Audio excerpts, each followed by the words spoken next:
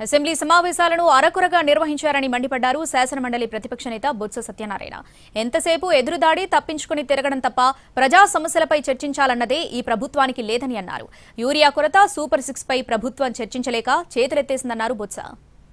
10 రోజులు అన్నారు, తర్వాత 8 రోజులు కుదించారు. మండే నుంచి ఈ కంటిన్యూస్గా ఈ సాటర్డే వరకు ఈ 6 రోజులు సమావేశాలు జరిగాయి. అంతకుముందు ఒక 2 రోజులు జరిగాయి. ఓవరాల్గా చూసుకుంటే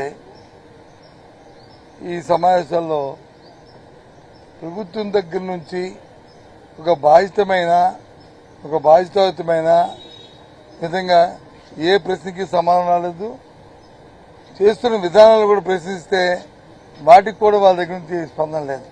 ఎంతసేపు వాళ్ళు ఇది ఎదురుదాడి లేకపోతే ఆయన తప్పించి తిరగాలని, దాని నుంచి ఏ విధంగా దీంట్లోంచి బయటపడాలా అని వాళ్ళ తాలూకా కార్యక్రమం.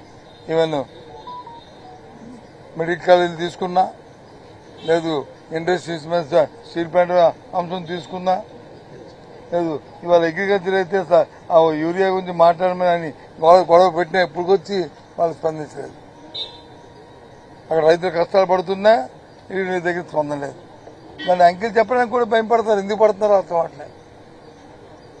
వాస్తవంగా వాళ్ళు నిజంగా ఘనత చేశామంటే ఆ ఘనత చెప్పొచ్చు కదా, ఆ గొప్పని చెప్పొచ్చు కదా. సూపర్ 6 సూపర్ హిట్ అన్నారు కదా, ఆ సూపర్ 6 సూపర్ హిట్ చెప్పాలి కదా.